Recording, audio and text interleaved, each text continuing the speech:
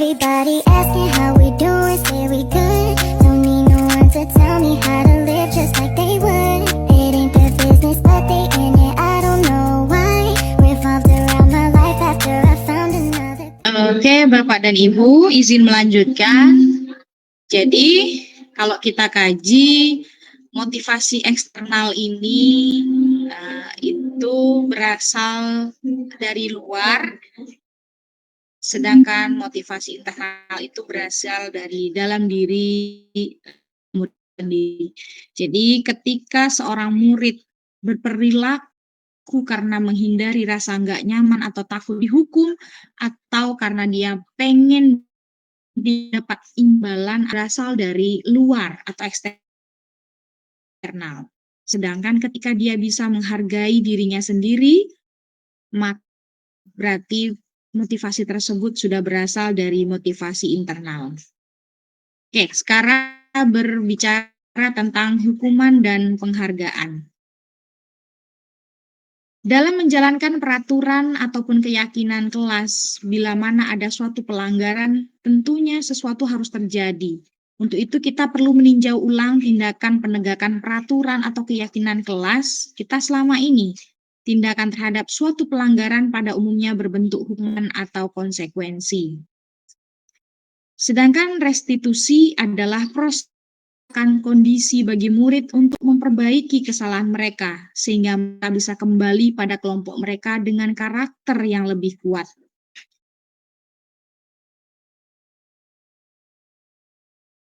Oke, Bapak dan Ibu, kalau kita bedakan, sebenarnya hukuman, konsekuensi, dan restitusi itu ketiga hal yang berbeda. Jadi misalnya kalau hukuman itu karakteristiknya dia sesuatu yang menyakitkan harus terjadi.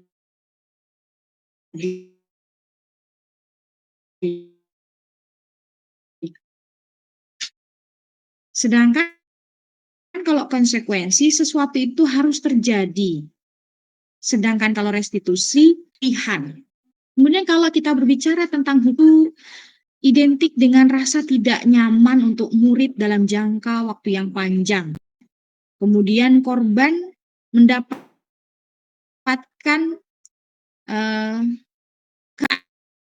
keadilan, sedangkan murid atau anak akan tersakiti.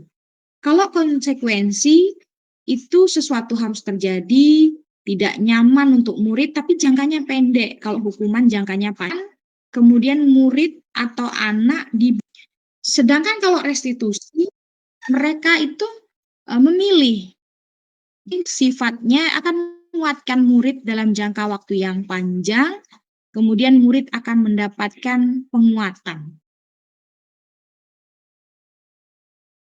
Itu adalah perbedaan signifikan antara hukuman, konsekuensi, dan restitusi. Biasanya kalau hukuman ini, kalau dia berbicara dengan kata itu, awas kalau dilakukan lagi ya, nanti ya, awas kamu. Ah, itu biasanya ciri-cirinya seperti itu.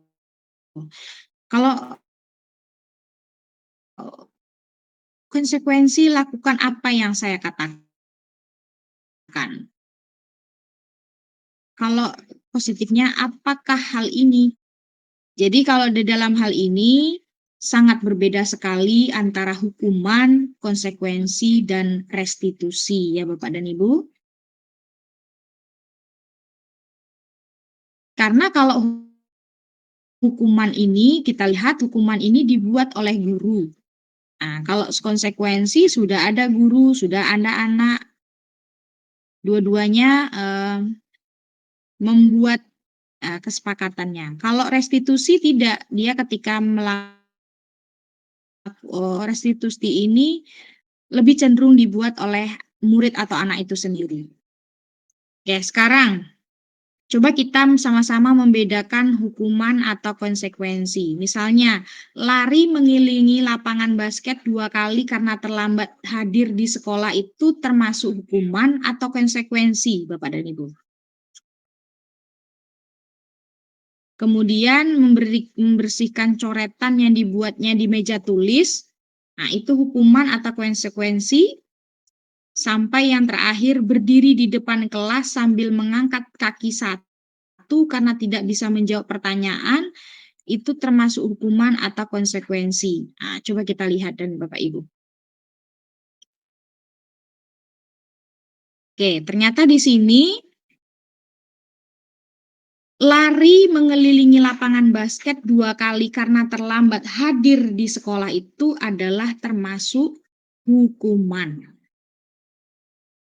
Kemudian membersihkan coretan yang dibuatnya di meja tulis itu konsekuensi. Kemudian murid diminta untuk push up 15 kali karena tidak menggunakan masker ke sekolah itu termasuk hukuman. Kemudian menggantikan kertas tugas teman yang telah dicoret-coret itu konsekuensi.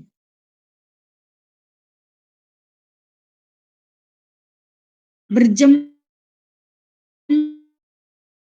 di lapangan basket pukul 12 man.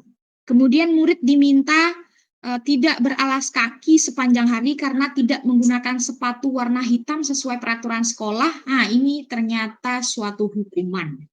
Kemudian berdiri di depan kelas sambil mengangkat kaki satu karena tidak bisa menjawab pertanyaan juga termasuk hukuman. Jadi kalau kita lihat, kita bisa menyimpulkan bahwa hukuman ini jauh sekali dari kesalahan yang dia lakukan. Tidak ada dampak baik gitu ya. Maksudnya kalau konsekuensi kita lihat misalnya karena dia sudah mencoret meja, kemudian konsekuensinya dia harus menghapus atau membersihkan coretan itu sampai bersih. Jadi ada kesinambungan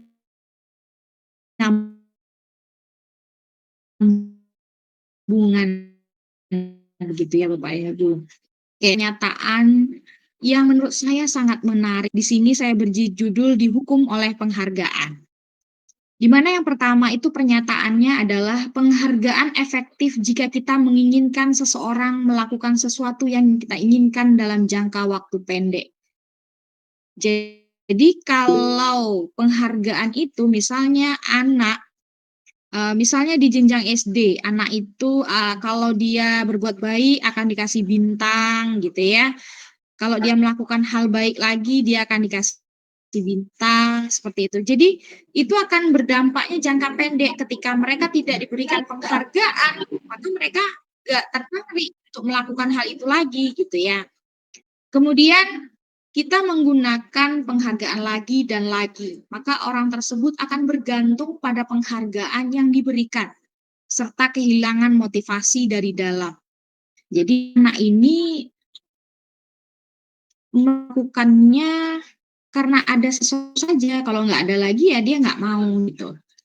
Kemudian jika kita mendapatkan penghargaan melakukan sesuatu yang baik, maka selain kita senantiasa berharap mendapatkan penghargaan tersebut lagi, kita pun menjadi tidak menyadari tindakan baik yang kita lakukan. Jadi kita berbuat baiknya itu kita nggak merasa itu sesuatu yang baik gitu, yang tidak perlu ada penghargaan pun tetap dilakukan, tidak. Jadi dia merasa, ya dia melakukan itu, memang murni karena penghargaan itu sendiri. Misalnya dia berangkat tepat waktu, tidak terlambat, misalnya anak itu karena misalnya diberi bintang gitu ya, atau misalnya di SMA atau SMP, dia berpendapat, diminta mengungkapkan pendapatnya, komunikasinya, karena nanti diberi imbalan misalnya, pena atau hal-hal yang lain gitu. Jadi, dia akan melakukannya hanya karena ada yang diharapkan saja. Ketika yang diharapkannya sudah tidak ada, dia tidak, menginginkan lagi gitu ya Bapak dan Ibu. Kemudian di sini ada penghargaan itu nggak efektif ternyata. Suatu penghargaan adalah suatu benda atau kan dibuat dengan persyaratan hanya jika Anda melakukan melakukan hal ini, maka Anda mendapat penghargaan yang diinginkan. Intinya misalnya atau diberi reward sesuatu apa gitu sama gurunya. Ternyata ketika dia naik ke jenjang berikutnya, tidak ada pemberian reward sama seperti yang dilakukan oleh guru sebelumnya, maka dia akan merasa sangat kecewa sekali dan dia akan membanding-bandingkan seperti itu. Dulu guru saya ada gitu. Jadi dia melakukan hal kebaikan itu tidak muncul dari dalam dirinya. Kemudian jika kita memberikan seseorang suatu penghargaan untuk melakukan sesuatu, maka kita harus terus-menerus memberikan penghargaan itu. Jika kita ingin orang tersebut meneruskan perilaku yang kita inginkan. Jadi ada sebuah kasus ya Bapak dan Ibu, jadi anak-anak itu, akan tertib di kelas ketika mereka akan, baris dengan rapi ya, mereka akan tertib lah gitu ya Bapak, gurunya tidak hadir. Nah, jadi dia digantikan oleh guru lain di kelas tersebut. Anak itu hari itu tidak tertib, guru yang menggantikan ini pasti nggak akan memberikan bintang, gitu. Jadi, kalau kita sudah terbiasa memberikan suatu penghargaan, maka kita harus terus-menerus ngasihnya, supaya mereka terus melakukan hal itu, gitu. Jadi kalau sempat kita berhenti, ya mereka akan berhenti juga melakukan hal tersebut, gitu. Nah, itu kalau keterkaitannya dengan penghargaan.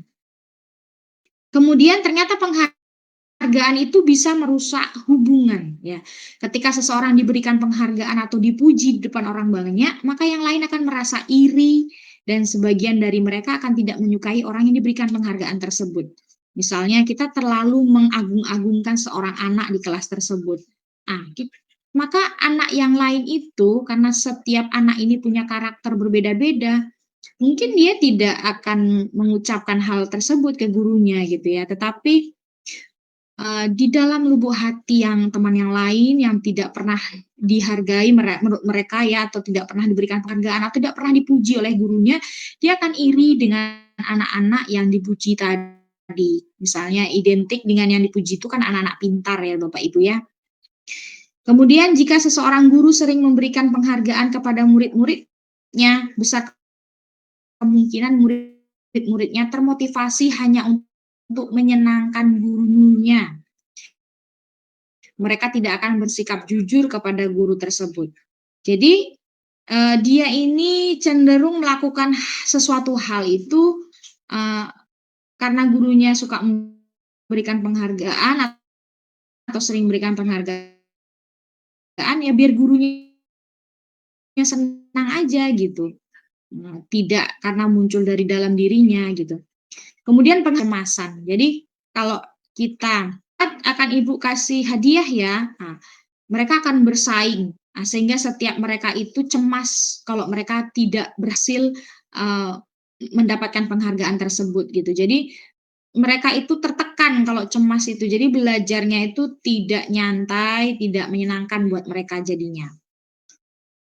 Kemudian mereka yang percaya bahwa mereka tidak memiliki kesempatan untuk mendapat penghargaan akan berhenti mencoba. Jadi, hanya anak-anak tertentu saja yang akan berkompetisi gitu. Kemudian ternyata penghargaan juga mematikan kreativitas. Murid-murid diminta berpikir mengenai hadiah atau penghargaan yang bisa mereka dapatkan bila berhasil menulis sebuah puisi. Kreativitas kelompok murid-murid ini menjadi berkurang dibandingkan dengan yang tidak diberitahukan tentang hadiah yang bisa mereka terima. Jadi ketika seseorang tersebut diiming-imingi oleh suatu penghargaan, maka dia tidak menulisnya itu tidak muncul dari dalam hati gitu ya. Kreativitasnya itu dimatikan. Seperti itu. Kemudian penelitian menunjukkan bahwa pekerjaan seni atau sebuah penulisan cerita menjadi kurang kreatif bila dijanjikan sebuah hadiah atau penghargaan. Jadi, begitu berbahayanya ya suatu penghargaan itu ternyata kalau kita tidak tepat menggunakannya. Kemudian ternyata penghargaan itu juga menghukum.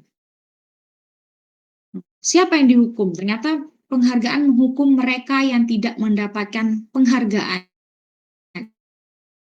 Jadi anak-anak yang tidak dapat pen, tidak dapat, misalnya jajan atau permen gitu ya, mereka merasa tidak mendapatkan penghargaan. Kemudian memberikan penghargaan dan hukuman ada hal yang sama, karena kedua mengendalikan perilaku seseorang.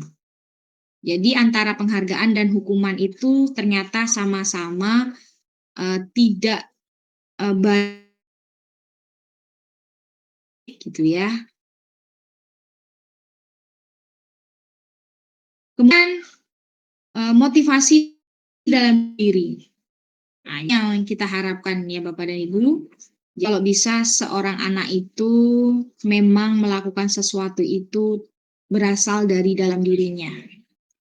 Oke, materi selanjutnya yaitu tentang keyakinan kelas. Sekarang mengapa keyakinan kelas, mengapa peraturan kelas saja gitu ya pertanyaannya. Untuk memahaminya mari kita diskusikan pernyataan kita memiliki peraturan tentang penggunaan helm pada saat mengendarai motor gitu ya. Sebenarnya apa sih nilai kebajikan? Kemungkinan jawabannya itu untuk keselamatan. Kemudian ada pertanyaan lagi. Mengapa kita memiliki peraturan tentang penggunaan masker dan mencuci tangan setiap saat ketika wabah COVID-19 kemarin? Mungkin jawabnya itu karena kesehatan atau karena keselamatan gitu ya Bapak Ibu. Nilai-nilai keselamatan atau kesehatan inilah yang kita sebut sebagai suatu keyakinan. Kalau kita kaitkan dengan contoh tadi, yaitu nilai-nilai kebajikan universal yang disepakati secara tersirat dan tersurat lepas dari jadi akan lebih memotivasi seseorang dari dalam gitu ya. Seseorang akan lebih tergerak dan bersemangat untuk menjalankan keyakinannya daripada hanya sekedar mengikuti serangkaian peraturan tertulis tanpa makna. Murid-murid pun demikian, mereka perlu mendengarkan dan memahami arti sesungguhnya tentang peraturan-peraturan yang diberikan. Apa nilai-nilai kebajikan di balik peraturan tersebut, apa tujuan utamanya, dan menjadi tidak tertarik atau takut sehingga hanya sekedar mengikuti serangkaian peraturan-peraturan yang mengatur mereka tanpa memahami tujuan mulianya. Sekarang, apa sih karakteristik dari pembentukan keyakinan sekolah atau keyakinan kelas? Atau istilahnya kita sering dengar dengan kesepakatan kelas. Jadi keyakinan kelas itu bersifat lebih abstrak daripada dan konkret. Kemudian keyakinan kelas berupa pernyataan-pernyataan universal. Pernyataan keyakinan kelas senantiasa dibuat kalimat positif, kemudian keyakinan kelas hendaknya tidak terlalu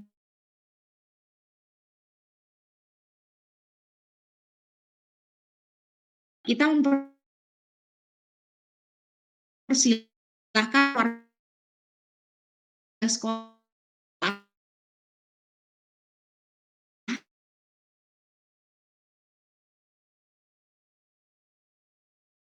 atau murid-murid di kelas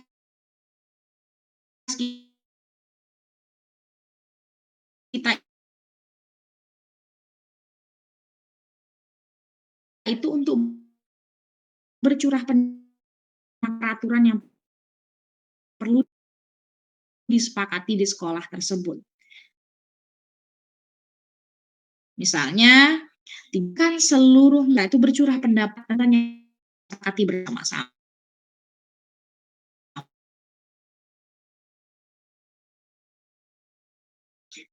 Misalnya, harus pendapat dulu.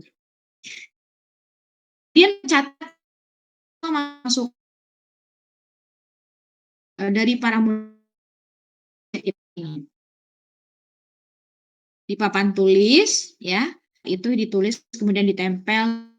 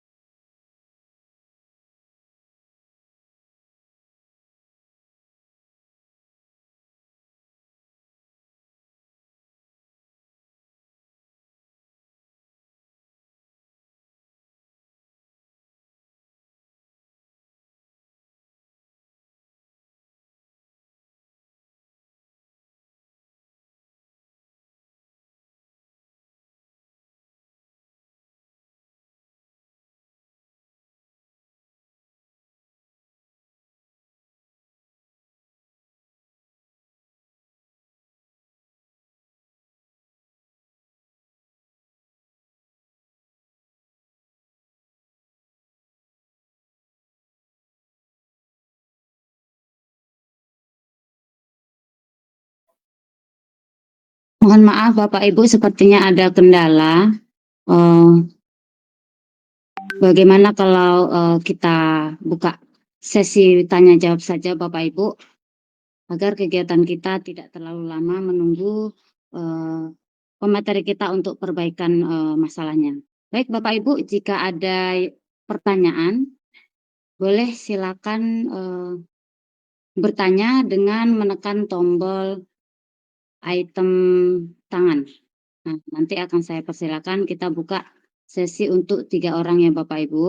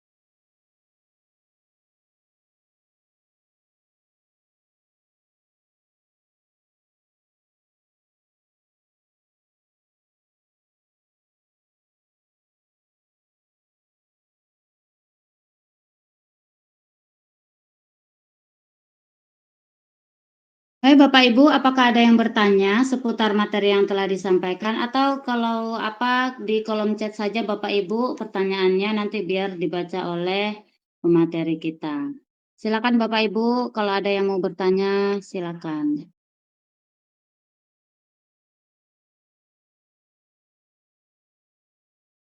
Oke, izin Bu Dewi, izin masuk kembali. Mohon maaf Bapak dan Ibu semua. Tadi saya terlempar ya, jadi itulah kalau daring ini kendala kita terkadang masalah jaringan gitu. Tapi mudah-mudahan tidak mengurangi arti atau makna dari pertemuan kita pada pagi hari ini. Oke, tadi Bu Dewi sudah karena mungkin supaya tetap kondusif gitu ya diskusi kita. Jadi tadi Bu Dewi sudah mempersilahkan Bapak dan Ibu jika ada pertanyaan terkait yang sudah dipaparkan gitu ya. Meskipun tadi yang saya paparkan sebenarnya belum selesai karena tadi mungkin Bu Dewi supaya efektif saja diskusi hari ini gitu. Bapak Ibu silahkan saja nanti kalau memang ada pertanyaan silahkan disampaikan di kolom chat atau ada beberapa hal yang kontradiksi dengan pemahaman Bapak Ibu atau ada sesuatu hal yang menurut Bapak Ibu perlu penjelasan lebih dalam gitu ya nanti kita di sini saling diskusi karena di sini saya nampak ada beberapa CGP hebat termasuk salah satunya di sini ada Pak Adam Malik ya yang baru saja selesai mengikuti PGP angkatan 10 ya atau 9 ya Pak Adam ya. Kemudian ada Bu Dewi Sriani juga CGP dulu CGP sekarang sudah guru penggerak ya. Jadi Pak Adam Malik dan Bu Dewi Sriani itu sudah guru penggerak. Atau mungkin di sini yang lain dari nampak saya ada dari beberapa sekolah lain di sini bisa saja juga termasuk guru penggerak yang bisa nantinya menambahkan kalau ada pertanyaan dari rekan-rekan kita. Oke, Bapak dan Ibu hebat, karena belum ada pertanyaan nampaknya izin saya memaparkan kembali, izin share screen lagi ya Bapak dan Ibu, terkait materi hari ini. Itu ada yang raise hand, Bu Yuli, ada yang raise hand, Bu Yuli. Oke, terima kasih Bapak. Oke, di sini ada Bu Ayunda Friyatma, oke ya. Oke, dipersilahkan Bu Ayunda Friyatma, ya, diskusi kita tidak terlalu mengantuk karena di sini kita tidak ada yang paling hebat ya Bu, di sini kita saling diskusi saja. Oke, silakan Ibu. Terima kasih atas kesempatannya Bu.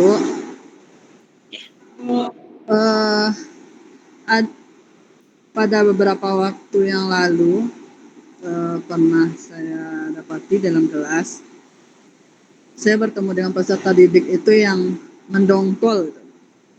Ya, dia diminta berdiri ke depan kelas untuk menuliskan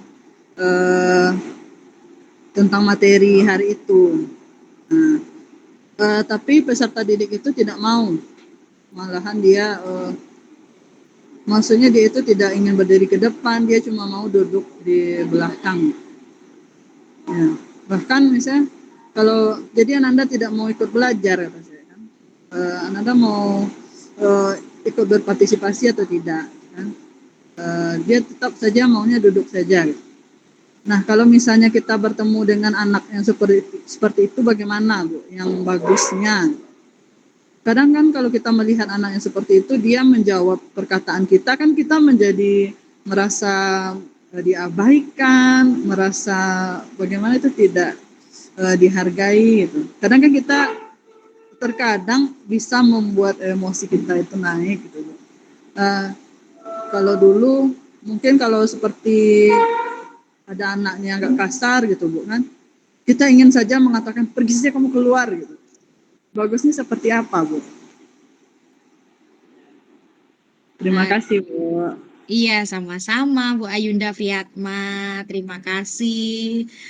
Oke, mohon maaf sebelumnya Bu Ayunda kalau boleh tahu Ibu dari jenjang apa, dari mana kalau boleh tahu?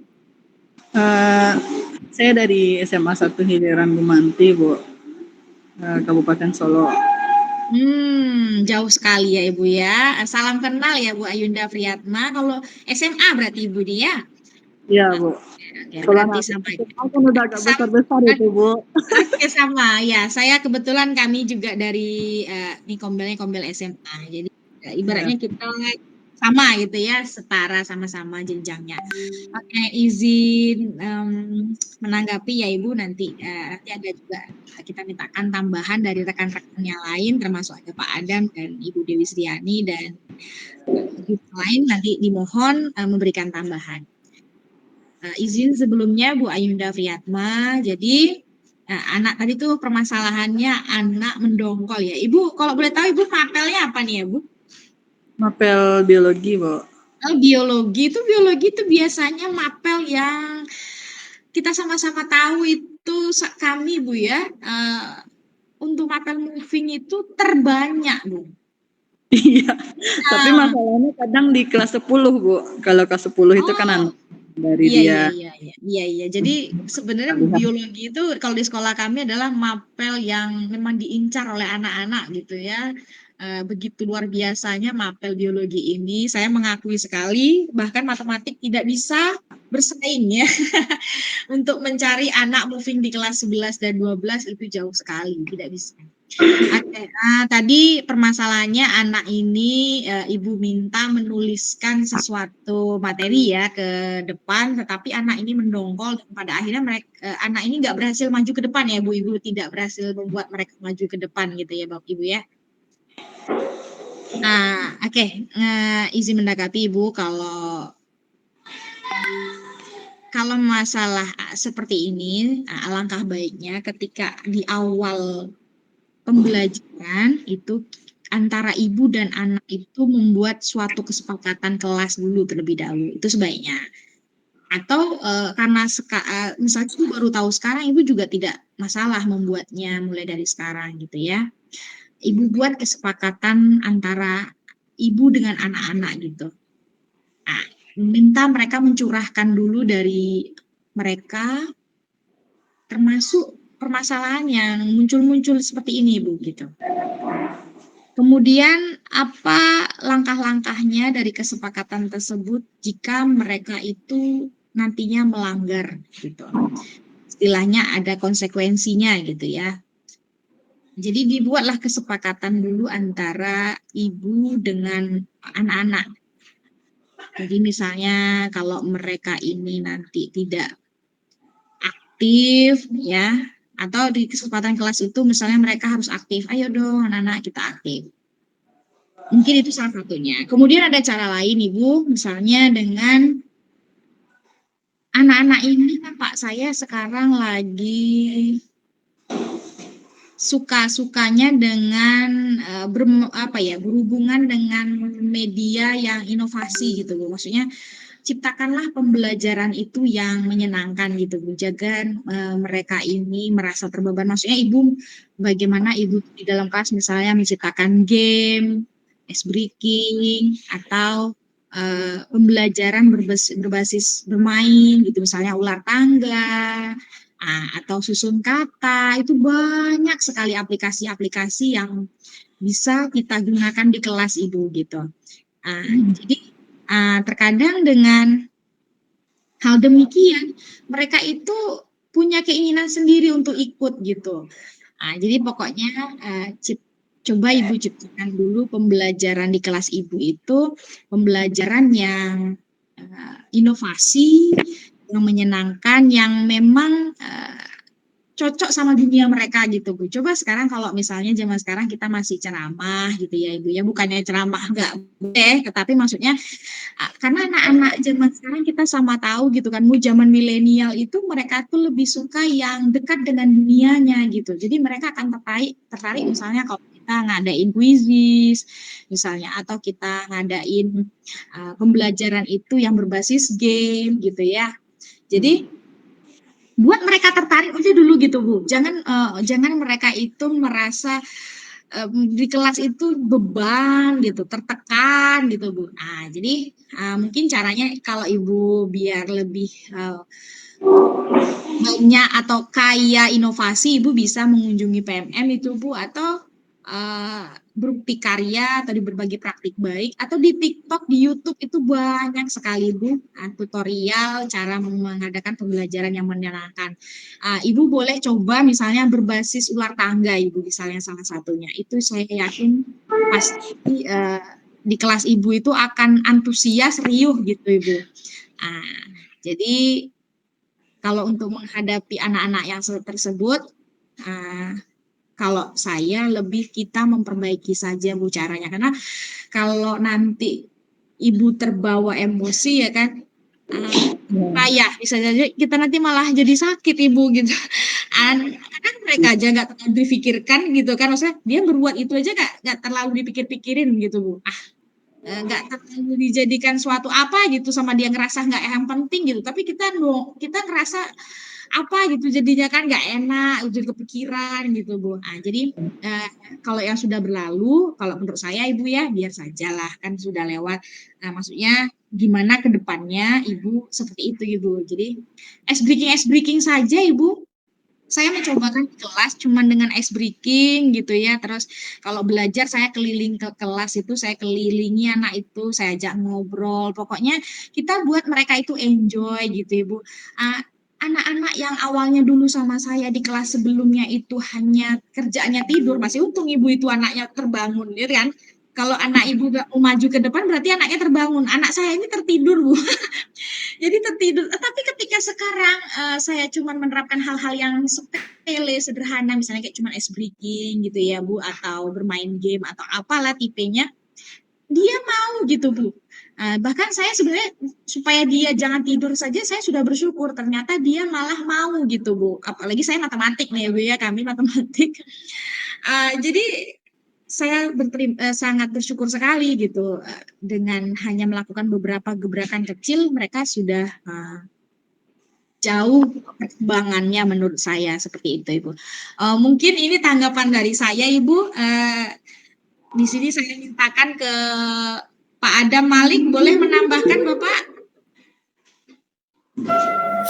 Baik, Bu Yuli, makasih atas kesempatan yang diberikan ya. Jadi ini terkait dengan bagaimana cara kita menanggapi atau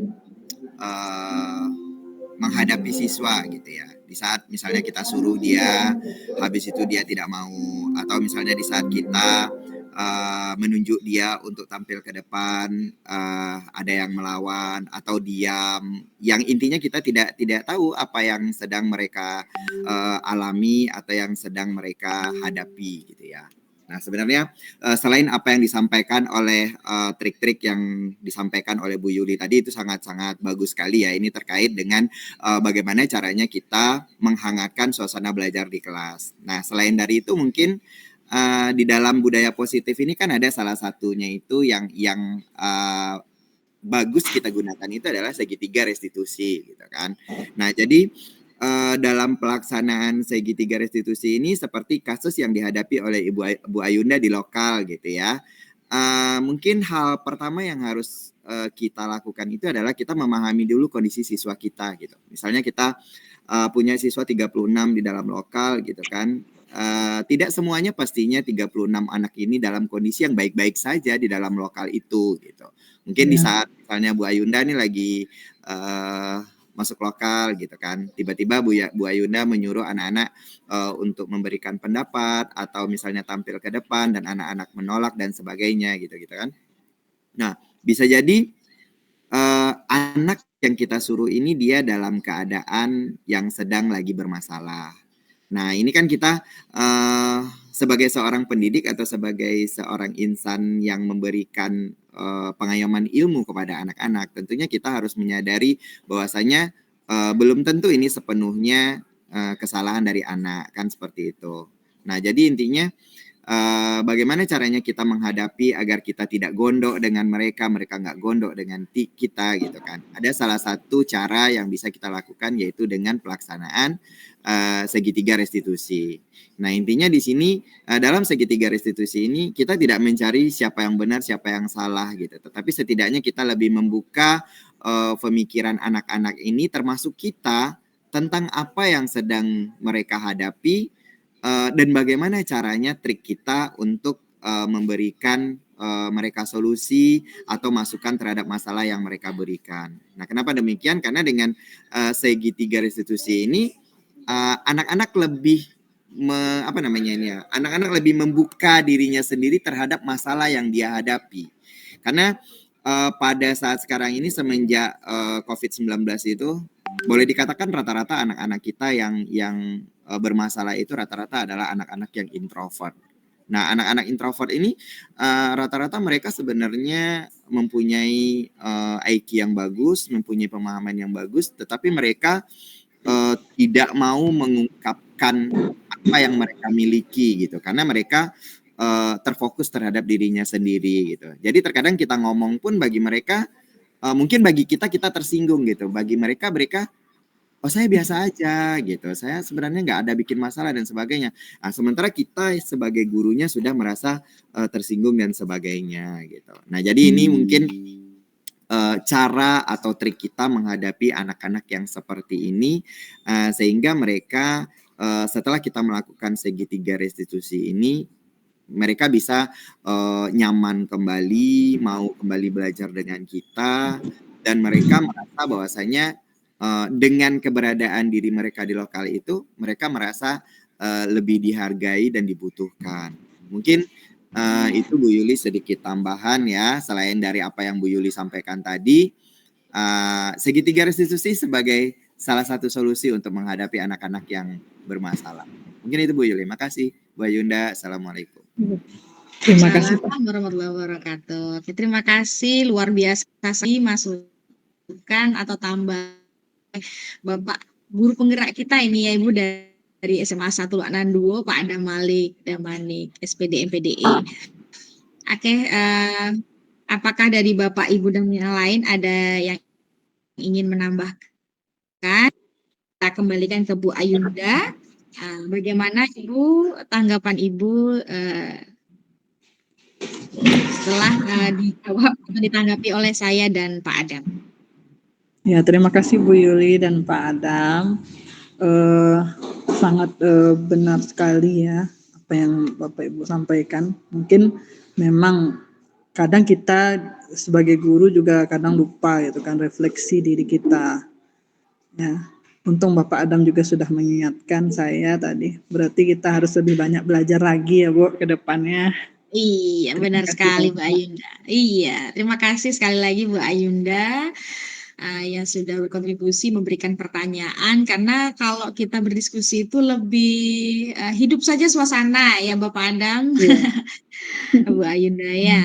Oke, kalau Bu Ayunda apakah ada permasalahan yang lain, disilahkan, karena pasti kita sebagai seorang guru itu banyak sekali ya permasalahan yang kita hadapi gitu, karena setiap kita pasti punya cerita.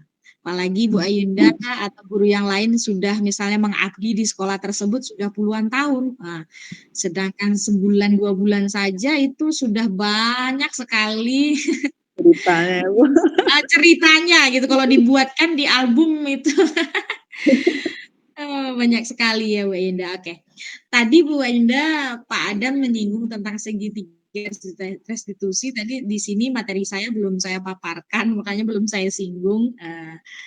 Jadi Bu Ayunda, kalau di segitiga restitusi itu Bu Ayunda memanggil anak tersebut secara individu. Bu Ayunda dibawa ke kantor atau di ruangan Bu Ayunda, kemudian Ibu Ayunda nyaman cerita, pasti dia punya alasan melakukan hal tersebut, ya kan, dia cerita tuh, kenapa sih nak, kok kamu kayak gini. Jadi buat mereka itu ibaratnya curhat gitu ya, mengeluarkan keluh kesahnya, apa yang dia rasakan. Kan kita sebagai guru ini lebih cenderung sekarang nampaknya maunya dipahami tanpa mau memahami, kan seperti itu ya Bu. Jadi saatnya lah sekarang kita merubah paradigma kita, karena sejatinya itu kitalah yang harus memahami anak-anak kita gitu, bukan sebaliknya gitu. Jadi kalau kita mau mereka paham dengan materi kita ya, atau mereka mau senang belajar dengan kita, ya memang kita lah yang menciptakan pembelajaran tersebut menjadi menyenangkan. Jadi tadi yang disampaikan Pak Adam, segitiga restitusi, Ibu panggil anak tersebut ke ruangan Ibu, kemudian Ibu bicara dari hati ke hati gitu ya tentang segitiga restitusi. Nah, di sini ada ya segitiga restitusi itu materinya di bagian terakhir. Saya singgung sedikit biar Ibu kebayang nanti ngelakuinnya gimana. Nah, jadi di sini segitiga restitusi itu ada 3 tahapan, Ibu. Ada 3 tahapan. Yang pertama namanya menstabilkan identitas. Stabilkan identitas ya di bagian bawah, kemudian validasi tindakan yang salah, baru yang terakhir menanyakan keyakinan.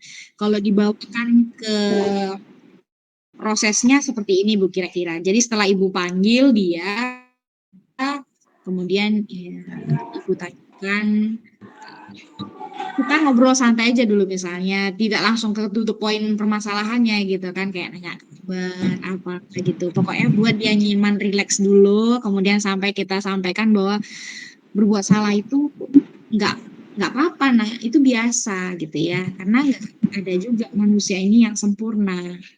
Ibu juga pernah dulu lakuin itu misalnya seperti itu. Ini kata-kata yang bisa dimunculkan di bagian menstabilkan identitas. Kita bisa menyelesaikan ini gitu ya.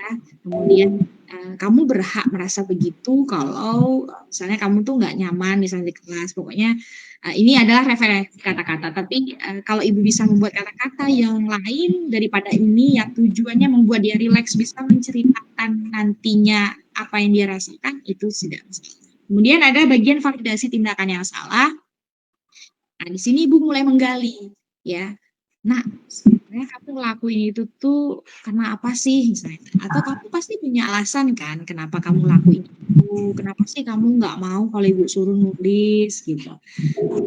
Jadi kita buat dia mekan gitu apa yang dia rasakannya gitu.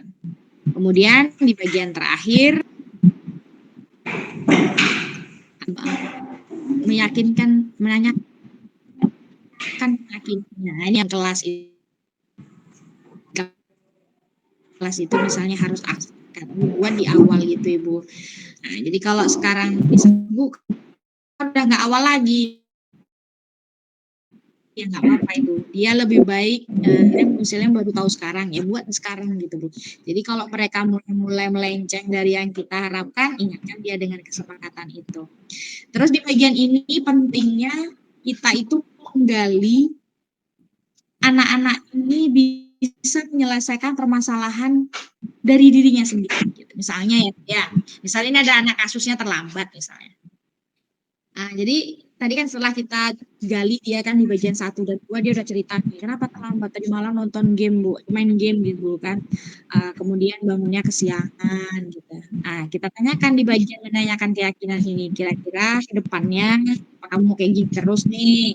Terus dia jawab misalnya enggak. Lu gimana supaya enggak gini terus misalnya supaya kamu bisa lebih baik ke depan. Dia bakal bilang misalnya aku apalah Bu akan kurang rutin lah main gamenya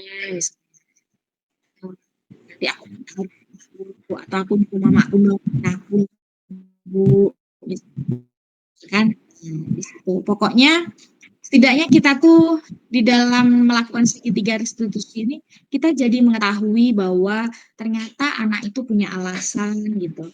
Kemudian dari situ anak tersebut juga bisa belajar dari kesalahan yang dia lakukan. Ya kalau kita udah menghadap langsung kan dia jadi nggak nyaman kalau melakukan kesalahan lagi gitu. Jadi dia merasa diperhatikan, merasa dihargai, merasa dia udah tahu nih bahwa saya punya permasalahan ini ya seperti itu. Ininya Bu Iya, terima yang disebutkan. Saya Anda sudah paham sekali tadi, teman di sini karena belum saya bahas, jadi saya munculkan. Oke, Bapak Adam, apakah teman kita lagi nampaknya yang raise hand atau belum sih kayaknya ini nggak tahu. Coba kita cek dulu ya di kolom chat. Nggak ada. Oke. Ada aman Bu Yuli. Aman. Oke kita. Gimana Bu Yuli mau dilanjutkan ke materinya? Oh ya boleh. Apakah di layar saya masih muncul ya Bu Dewi ya? Sudah muncul. Oke, sekarang Bu Ayunda dan Bapak Ibu yang lain di sini kita sudah sering mendengar kata-kata keyakinan sekolah atau atau kesepakatan kelas gitu ya. Sebenarnya gimana Bu? Tadi saya sudah memaparkan ya. Jadi silakan buat kesepakatan kelas yang dimulai dengan meminta curah dengan anak-anak tersebut. Dengan kesepakatan. Jadi di situ buat mereka semuanya dicurahkan. Kalau gini apa nih? Kalau ini gimana nih? Nah, gitu. Kalau boleh terlambatan berapa menit bolehnya? Ini berapa? Ini berapa? Kayak gitu ya. Jadi ketika mereka nanti melenceng, keyakinan kelas kita atau kesepakatan kelas kita apa nih? Ya, kayak gitu. Kemudian setelah kita selesai melakukan curah pendapat, bisa langsung ditulis di papan tulis, bisa juga misalnya Ibu tulis di sticky note ya, Bapak Ibu tulis di sticky note, kemudian ditempelkan di papan tulis. Setelah itu kalau seandainya kalimat-kalimat itu berbatif ya, jangan terlambat. Berarti kalimat positif, misalnya datanglah tepat waktu. Nah, seperti itu. Misalnya jangan berkata kotor, tapi berubah menjadi berkata sopan, santun, misalnya seperti itu. Kemudian ditinjau kembali daftar curah pendapat yang sudah dicatat di bagian-bagian mana saja yang memang bisa akan disepakati menjadi kesepakatan kelas. Nanti di akhirnya dilekatkanlah di dinding kelas atau di tempat yang mudah dilihat. Kalau memang kita seorang wali kelas, tetapi kalau kita hanya seorang guru mapel, itu mungkin bisa kita tulis atau kita catat di buku kita. Nanti kita sebutkan kali apa-apa aja gitu ya.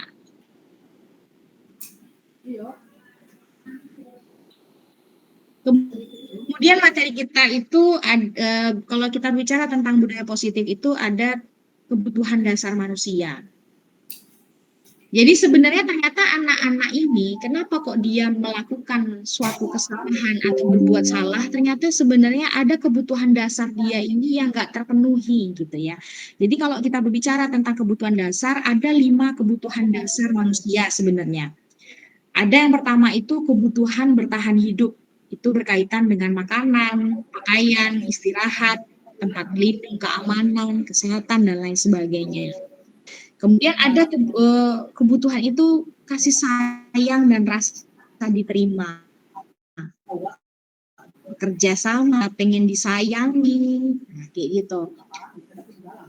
Kemudian ada kekuasaan, berprestasi, ya, memimpin. Kemudian ada kebebasan. Misalnya anak tuh pengennya bebas sekolah itu tuh bangunnya suka-sukanya, misalnya berangkatnya suka-sukanya, pengennya bebas sekolah itu kalau bisa atau pakaian itu nggak harus ditentukan kayak gitu ya. Kemudian ada kesenangan, ada anak tuh kebutuhannya pengennya senang-senang berlari, misalnya pengen ketawa-ketawa dengan teman. Nah, jadi kadang dia ini melakukan sesuatu itu karena kebutuhan dasar dia tadi nggak terpenuhi. Mungkin misalnya kalau kita bawakan di kasus Bu Ayunda tadi, kenapa dia ini tidak mau terlibat aktif itu istilahnya ya. Mungkin dia belum merasa belum ada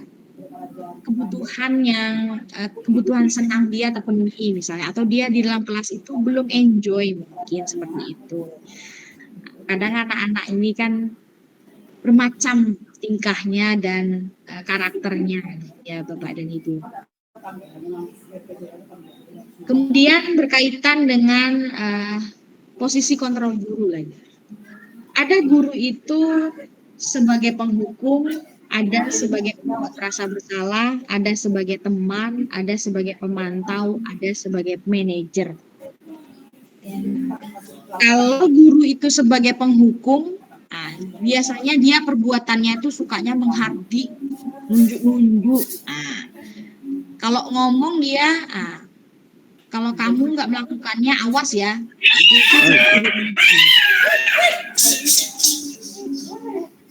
Kemudian ada pembuat merasa bersalah.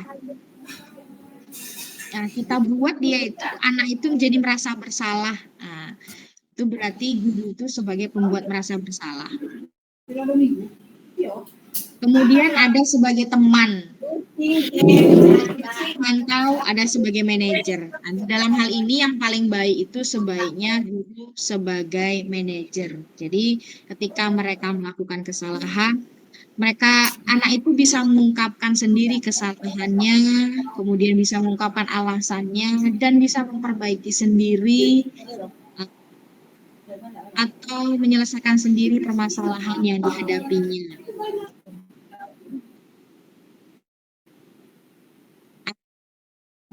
Ya, demikian Bapak Ibu, nampaknya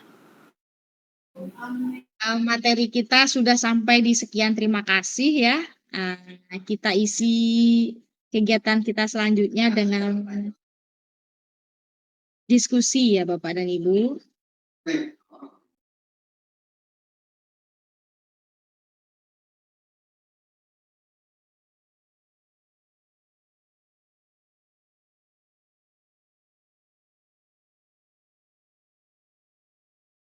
Apakah di antara Bapak dan Ibu ada yang ingin mengungkapkan pertanyaan? Dipersilakan. Baik Bu Yuli. Oke, baiklah penyampaian materi lanjutannya sudah selesai. Bapak Ibu jika masih ada yang belum paham atau ada pertanyaan yang perlu kita diskusikan, saya persilahkan boleh di kolom chat, boleh juga di sini. Resen ya Bu Dewi ya. Oke. Iya, resen. Silakan Bapak Ibu kalau ada pertanyaan dipersilakan.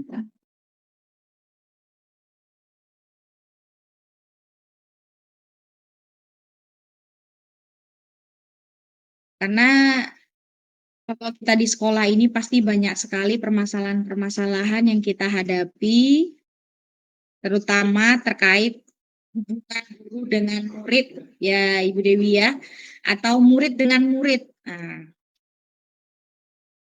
Kadang murid dengan murid saja mereka mau berselisih gitu. Nah, itu kalau permasalahan murid dengan murid biasanya itu berhubungan dengan perundungan misalnya, atau kurangnya ada harga menghargai di antara mereka gitu, masih suka membuli misalnya. Kalau permasalahan guru dengan murid itu biasanya misalnya terkait dengan pembelajaran, masih ada anak yang suka alfa, masih ada anak yang nggak mau terlibat dalam pembelajaran, acuh nggak acuh, disuruh ngerjain PR nggak mau, nanti di kelas misalnya kerjaannya tidur gitu ya. Silakan Bapak dan Ibu, masih ada yang ingin didiskusikan, karena disinilah tempat atau wadah kita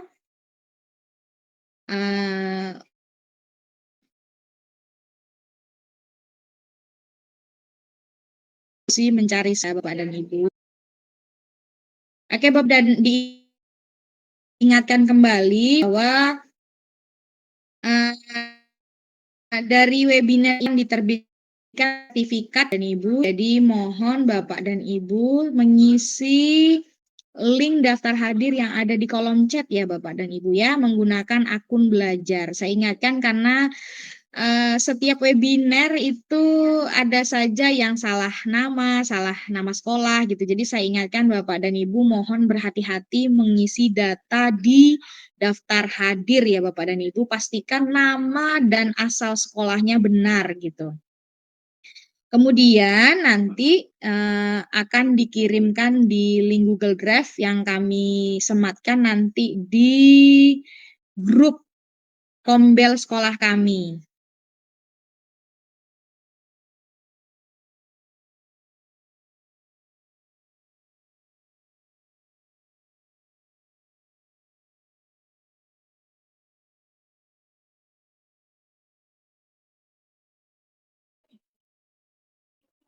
Bu Yuli sepertinya Sepertinya tidak ada pertanyaan ya Bu Dewi ya? iya Oke, sepertinya semuanya sudah sudah sangat memahami sekali nampaknya Ibu ya pemaparan saya. Oke Bu Dewi, bisa tolong ambilkan link grup kita Bu Dewi, kita sematkan di kolom chat karena takutnya nanti setelah ini Bapak dan Ibu dari sekolah lain akan kebingungan akan mengambil sertifikatnya di mana gitu ya. link grupnya Bu. Iya, link Oke. grup Kombel ya Bu, tolong disematkan di kolom chat kita. Iya, sebentar ya. Iya. Ini ada beberapa yang belum bisa absen sepertinya, Bu. Minta akses karena dari sekolah lain ada juga dari provinsi lain. Iya. Oke. Nanti kita bantu saja, Bu. Iya, nanti link. kita bantu. Iya, nanti. Makanya Bu Dewi sementara ini Pak Adam kok ini Google apa ya? Link absen ya Pak Adam? Absen Bu Yuli. Oke. Pak Adam sendiri berhasil atau tidak Pak Adam? Absennya udah saya udah. Ya, berhasil ya Pak Adam karena ada teman-teman kita kok nggak berhasil gitu. Kendalanya apa ya Pak Adam ya? Oh, ini Karena nanti kalau dia di email belajar kita. Oh gitu, ya itu Bapak Ibu ya. Jadi ada pencerahan nih dari Pak Adam nih. Kalau Bapak Ibu terkendala, terus dia minta password, silakan masuk menggunakan password akun belajar kita ya Pak Adam ya. Iya benar.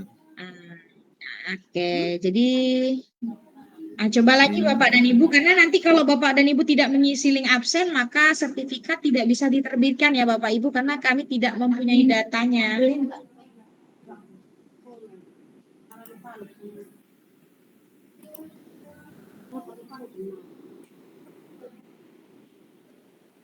Masih belum bisa ya Bu Triwidia Astuti nampaknya ini. Bu Okta, apakah Bu Okta masih hadir di ruangan Zoom ini? Kami ada Bu Okta, di sini ada Bu Dewi Sriani adalah tim Kombel, jadi kami bersama-sama membuatnya gitu ya, baik daftar hadir dan lain sebagainya. Bisa dibantu Bu Okta di sini, kenapa teman kita ada yang belum bisa gitu? Kalau Pak Adam sendiri berhasil ini nampaknya ya. Bu Indah bagaimana Pak Ferry? Apakah sama dengan Putri Widya?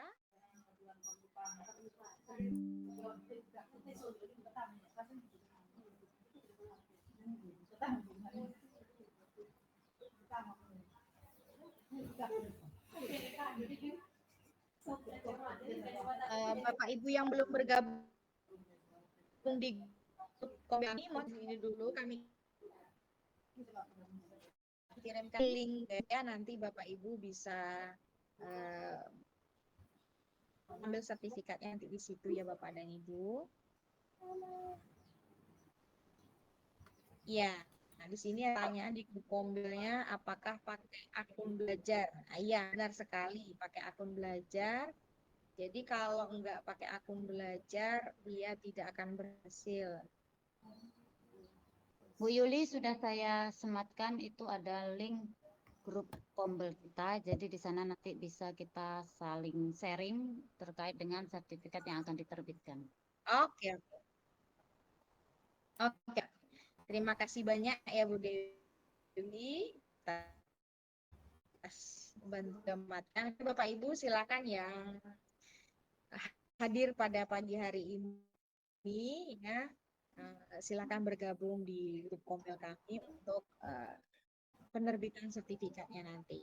Kami upayakan lambat seminggu, paling lambat ya Bu, coba kita harap mudah-mudahan 3 hari ke depan sudah bisa terbit. Tapi paling maksimal nanti 1 minggu. Jadi masih bisa digunakan nanti di periode Juli Desember tentunya. Oke Bapak dan Ibu, silakan Bu Dewi. Nampaknya teman-teman sudah banyak yang bergabung nampak saya di grup ini. Mungkin bisa kita tutup Bu Dewi. Silakan Bu Dewi. Oke. Baik, terima kasih Bu Yuli atas penyampaian materinya. karena kita akan belajar dan terus belajar tentunya Bu ya. Jadi apapun yang kita dapatkan semoga nanti bisa membekali Bapak Ibu menghadapi siswa kita yang penuh dengan keunikannya di kelas tentunya. Baik, karena penyampaian materi dan diskusi sudah selesai, mari bersama-sama Bapak Ibu kita ucapkan hamdalah terlebih dahulu atas selancarnya kegiatan kita hari ini.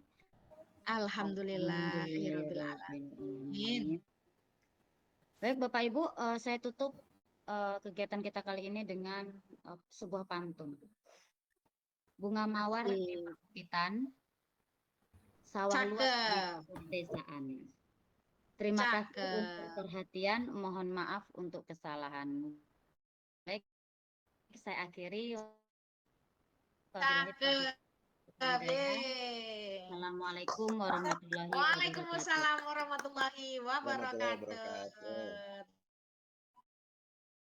Terima kasih sudah mau bergabung ya Pak Pak Dadi Adam. baru mencogok ya baru. Iya Pak Dadi baru mencogok itu Salam kenal Bapak Ibu hebat semuanya.